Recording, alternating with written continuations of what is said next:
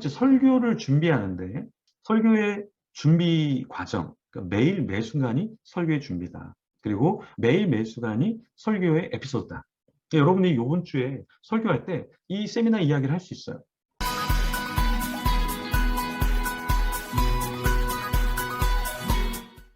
설교를 할 때 여러분 이렇게 시작하지 마세요. 자, 오늘 설교를 시작합니다. 오늘은 3대지 설교로 세 가지 이야기를 여러분과 나눌 겁니다. 여러분 은혜 받으시기 바랍니다. 이렇게 하지 마시고요. 이거 전통적인 방식이잖아요.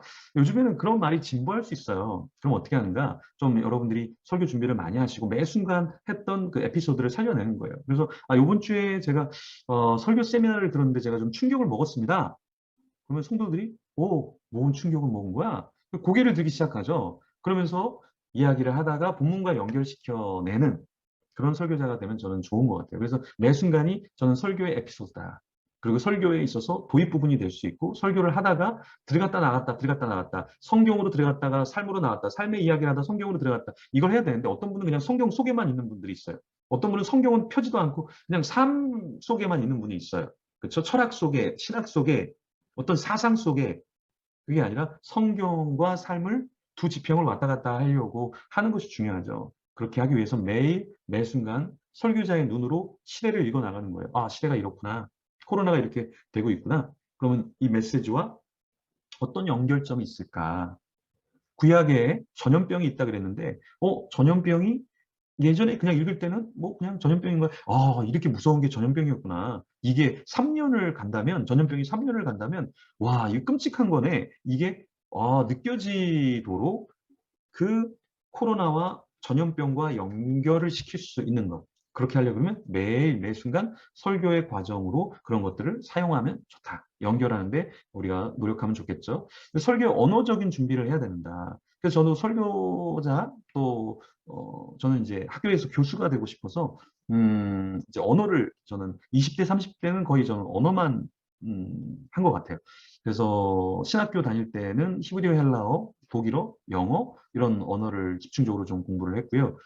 그리고 대학원 가서는 이제 독일어, 라틴어, 네, 히브리어, 헬라어, 영어 이렇게 중점적으로 공부를 했고 유학을 가서는 이제 성서 언어, 고대 성서 언어인 시리아어, 아람어, 히브리어, 헬라어 그걸 사본을 공부했거든요.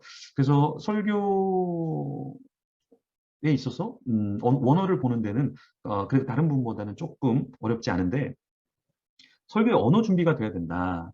그리고 이 언어 준비는 언어만 공부하는 게 아니라 책을 통해서 글을 쓰면서 여러분들이 언어적인 기술들을 익혀가면 굉장히 좋다. 명문장을 만드는 거. 그러니까 하나의 명문장을 만들어내는 거. 이걸 우리가 많이 연습을 해야 돼요. 그래서 제가 히지스토리라는 거를 발간하면서 편집장으로, 공동 편집장으로, 매달 이제 여러분들의 글을 이렇게 편집을 하는데, 제목, 그 밑에 명시적인 문장을 만들려고 그러는데 대부분 글을 쓰시는 분들도 명시적인 문장을 잘 못 만들더라고요. 명시적인 문장이라는 게 뭐냐면 그 글 전체를 다 아우를 수 있는 그런 문장을 말하는 거예요. 예를 들어서 명시적인 문장이라는 거는 이런 거죠. 딱 기도에 대한 글이라면 이렇게 명시적 문장을 적는 거예요. 기도가 막히면 기도가 막혀 죽는다. 무슨 말입니까? 기도 안 하면은 여러분 삶이 안 돼요. 망해요. 뭐, 여러분이 영적으로 죽게 돼요. 뭐 여러 가지 풀어서 쓸 수 있는 말을 간략하게 기도가 막히면 기도 막혀 죽는다. 이렇게, 이중적인 단어의 사용을 통해서 뭔가를 조금 더, 생각할 수 있는 마치 광고의 카피라이터를 쓰는 그런 사람처럼 그렇게 하는 거죠. 그래서 또 다른 거는 뭐 이런 거죠. 방향성을 잃으면 방황하고 방황하면 방탕하게 된다. 한 문장이지만 여러 가지를 함축하는 글, 이런 글쓰기를 우리가 고민을 많이 해야 된다. 이렇게 하려고 그러면 어떻게 합니까? 책을 많이 읽어야죠. 그래서 많은 사람들의 글, 그런 걸 읽으면서, 이런 걸 좀 내가 카피해서 쓰면 좋겠다. 아니면 조금 바꿔서 쓰면 좋겠다라는 이런 언어적인 준비가 되면 좋아요. 네. 그래서 저 같은 경우도 하루에 한 권 정도는 책을 읽는다. 그리고, 한 권 이상은 제가 서평을 그 SNS에다가 서평을 올리고 있죠. 그래서 한 권 이상은 책을 읽는다. 보통 한 권에서 두 권 정도, 많이 읽는 날은 세 권 정도 책을 읽는데요. 서평은 이제 한 권 정도만 해요. 왜냐하면 책을 읽는 것과 책을 서평하는 거에 또 시간이 들어가요. 그러니까 책을 읽는 데만 시간이 들어가는 게 아니라 사실은 책을 읽는 거는 그냥 훑어보는 거고요. 서평을 쓸 때는 완전히 이제 나무를 보면서 정확하게 글을 써야 되니까 다시 그거를 보면서 정리를 해나가는 거죠. 그렇죠? 그래서 제가 그 책 서평을 올리는데 어떤 분이 그래요. 은사라고. 어떤 분이 은사라고. 이게 뭐가 다른 사람하고 다르지? 근데 계속 서평을 쓰다 보니까 요약을 하다 보니까 제 나름대로 그냥 글을 쓰는 게 있는데 그냥 저는 그냥 거기에 맞춰서 글을 쓰는 건데 책을 사고 싶게 된다. 책을 좀 안 읽어도 어느 정도 책 내용이 이렇게 되어서 네, 이 책은 안 사도 되겠다. 뭐 이런 글도 있고 하게 되는데 일단은 글을 많이 써봐야 된다. 그래서 제가 SNS에 글을 많이 올리거든요. 전 쓸데없이 좀 글을 많이 올려요. 예, 하루에 뭐 5개, 7개, 뭐 3개 이상은 무조건 올리는데 글을 많이 쓰면 글이 정제가 돼요. 그리고 저는 글을 올릴 때마다 짧은 글, 10줄, 5줄 글을 올려도 저는 그 맞춤법 검사를 해서 올립니다. 예, 글을 쓰고 글을 돌아보지 않으면 내가 계속 틀리는 맞춤법은 계속 틀려요. 그죠? 띄어쓰기, 틀리는 띄어쓰기는 계속 틀려요. 그래서 여러분들이 언어적인 훈련을 하셔야 된다. 그리고 설교에도 기술이 필요한데요. 세 가지 기본적인 기술을 익혀야 된다. 일단은 그것이 무엇이냐면 대상을 파악하는 기술. 제가 어제도 주일날 오전에 다른 교회 가서 설교를 했는데, 대상이 젊은 층도 있고, 집사님, 권사님도 있어요. 근데 젊은 층들이 주로 있어요. 어떻게 풀어가야 될까? 그 대상을 보면서 설교를 풀어가는 것들이 필요하다. 그게 설교에도 하나의 기술이다. 두 번째는 무엇이냐? 목소리가 되게 중요하다. 그리고 전달 속도가 중요하다. 그러니까 목소리. 여러분, 목소리도 만드셔야 돼요. 저는 목소리가 원래 이런 목소리가 아니라 제가 아내를 만났을 때 제 아내가 제 목소리를 굉장히 싫어했어요. 왜 싫어했냐면 제 목소리가 아주 얇은데 하이톤이었어요. 그래서 안녕하세요, 안녕하세요, 네 그래요 이런 목소리였어요. 근데 지금은 이제 약간 중저음도 있고 약간은 그런데 이제 그런 이유가 이제 제가 나름 훈련을 한 건 뭐냐면 영어를 쓸 때 입으로 말하지 않고 우리 한국말은 입으로 많이 이야기를 입술로 이야기를 많이 한다는데 영어는 이 딥 보이스를 많이 써요. 그래서 이걸 눌러주면서 영어를 하거든요. 그래서 한국에서는 안녕하세요. 네, 잘 지냈어요. 근데 영어에서 Hi, how are you doing? 이렇게 좀 약간 눌러주는 듯이 얘기하면서 Z 사운드라든가 이런 거 만들 때 약간 이제 눌러주는데요. 네. 그리고 기도회를 이제 인도를 많이 했어요. 인도를 제가 하겠습니다. 교회 인도 제가 화요일 날, 목요일 날 뭐 기도회가 있습니다. 그러면 제가 다 맡아서 하겠습니다. 그래서 기도 인도를 좀 많이 하다 보니까 목이 쉬었다가 났다, 쉬었다 났다 하면서 예전에 가졌던 좀 그런 목소리가 조금은 지금은 그래도 이제 남자 목소리로 이렇게 좀 된 것 같아요. 예전에는 굉장히 안 좋은 목소리. 네, 그런데 지금은 얼굴 안 보고 목소리만 들으면 괜찮아요 하는 그냥 피드백이 있습니다. 네, 그렇게 이야기하는 사람은 저주를 받아야 되겠지만 어쨌든 네, 그런 이야기를 듣는데 이것도 만들어 가는 것 같아요. 그리고 전달 속도가 되게 중요한데 어떤 분은 너무 느리게 이야기하세요. 젊은이들에게 특히 설교할 때는 말을 빨리 해야 됩니다. 그래서 저는 젊은이들하고 만나면 말을 빨리 하고요. 많은 거를 전달할 수 있지만 빨리 전달해야 끝까지 들어줘요. 젊은이에게 말을 한다는 건 속도가 굉장히 중요해서 빨리 랩을 하듯이 이야기해주면 계속해서 듣는데 어른들에게 말을 하면 말을 천천히 해야 어른들은 따라옵니다. 그래서 어르신에게 이야기할 때는 단어, 단어. 천천히 풀어야 생각하면서 은혜 받았습니다. 이렇게 하시고요. 젊은 사람들에게 얘기할 때는 여러분들이 이게 있습니다. 첫째, 두 번째, 셋째, 넷째, 다섯째. 여러분 이것도 한번 들어보세요. 이렇게 하면 듣는데 젊은 여러분, 오늘은 세 가지 이야기를 제가 전하겠습니다. 제 설교를 잘 들어주신다면 여러분의 삶에서 많은 유익이 있을 것입니다. 네, 다 떠나죠. 그래서 전달 속도가 굉장히 중요하다라는 겁니다. 그리고 시대적인 흐름과 이제 청중을 분석해야 된다. 이 시대가 포스트 모더니즘, why, 왜 이걸 가장 많이 물어보는 시대. 그렇다면 설교를 할 때도 여기에 대한 질문이 있을 수 있겠지. 여러분이 이렇게 생각하신다면 하고 그 사람들이 생각하는 말을 조금씩 더 이해시켜 주면서 하면 좋다. 그래서 청중에 대한 이해를 여러분들이 하시면 좋다라는 거예요. 그래서 이 청중에 대한 이해는 여러분 정말 필요합니다.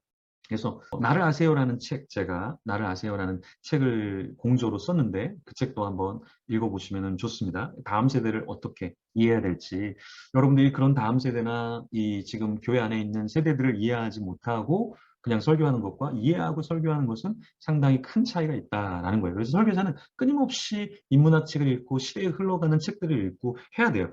예를 들어서 여러분들 여기 오늘 메시지를 듣는 분 중에서 메타버스가 뭔지 모른다. 그런 분은 오늘 점심을 저녁을 금식하셔도 돼요.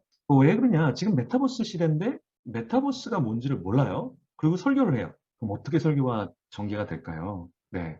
끔찍한 일이잖아요. 그쵸?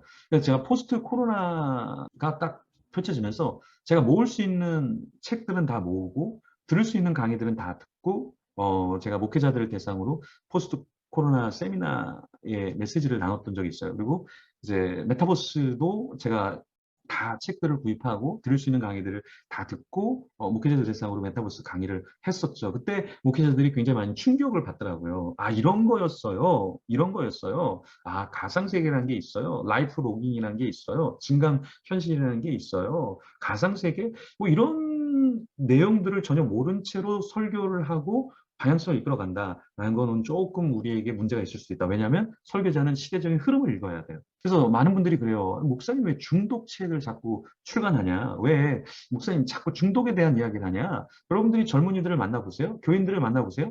다 중독에 걸려 있는 사람들이 엄청나게 많고 통계적으로 우리나라가 1,000만 명이 중독 인구예요. 1,000만 명이 중독 인구인데 중독자가 내 주위에 엄청나게 많다는 건데 중독 얘기를 안 해. 상담을 못 해. 설교를 못 해. 그러면 이게 교인들을 제대로 이끌 수 있을까? 그래서 저는 중독에 관한 책이 있으면 다 사요. 계속 사요. 읽어요. 상담해요. 그리고 강의도 들어요. 왜? 전문가들의 강의도 들어요. 저도 강의를 하지만 제 카톡창에 청소년 중독 예방본부 36명 정도 우리나라의 중독 전문가 교수님들하고 전문가들이 카톡창에 있는데 그분들이 올리는 기사들, 글들, 뭐 같이 책 편찬하는 것들 다 다운받아놔요. 읽어요. 왜요? 저도 중독에 대해서 계속 읽지만 어떤 흐름으로 가고 있는지를 읽어야 된다는 거예요. 그래서 저는 이 시대를 세 가지로 봐요. 중독과 우울과 상처에 찌든 세대. 어른들도 상처가 많고요. 어른들도 우울한 분 많고요. 목회자들도 우울한 사람이 얼마나 많은지 몰라요. 여러분들이 볼 때는 목회자들 다 건강한 것 같죠? 저는 이제 목회자들을 많이 만나는데요. 저는, 네, 제가 이게 제 사역 중에 하나가 목회자들 만나서 같이 이야기 나누고 같이, 네, 연합하고 이런 것이 지금은 이제 하나의 큰 사역으로 돼버렸거든요. 근데 그러면서 이제 목회자들의 어려운 점들, 그러면서 여전히 목회자들에게도 우울감이 있구나. 목회자들이 저희가 사실은 좀 먼저 선두를 해야 되거든요. 그러니까 한국이 우리가 한글을 가리키고 어떠한 복지를 감당하고 케어를 감당한 게 교회였잖아요. 그죠? 선교사님들이 들어와서 뭐 하셨습니까? 병원 지었잖아요. 그죠? 의료 사역을 감당했고요. 학교 지었잖아요. 교육을 담당했잖아요. 근데 교회를 지어서 어때요? 가정이 깨져 있고 얼마나 처음에 선교사님들이 왔을 때 우리나라가 술 중독자들이 얼마나 많았어요. 도박 중독자가 얼마나 많았어요. 그쵸? 첩을 둔 사람들, 쾌락을 추구하는 사람들이 얼마나 많았어요. 근데 그런 흐름을 알고 바꿔주는 게 교회와 목회자의 역할이잖아요. 그럼 우리도 중독이 어떻게 가고 있는가? 메타버스가 어떻게 흘러가고 있는가? 이 시대 사람들은 어떻게 우울감 속에 살고 있는가? 그런 것들을 우리가 좀 고민을 해야 된다는 거예요. 그래서 제가 지금 중독에 대한 것도 신문에 계속해서 기독신문에 연재를 하고 있지만 제가 신문 기자님하고 이렇게 이야기하면서 좀 우울에 대한 것도 계속 좀 연재를 하면 좋겠다. 전문가들도 우울에 대한 이야기를 하지만 목회자로서 만나서 상담하고 하면서 나눌 것도 나누면서 어떻게 우울과 우울에서 나올 수 있는지를 계속 고민해야 된다. 그래서 이런 것들을 여러분들이 꼭 시대적 흐름을 익히셔야 됩니다. 그래서 메타버스 여러분들 공부하셔야 돼요. 네. 하시면 좋습니다.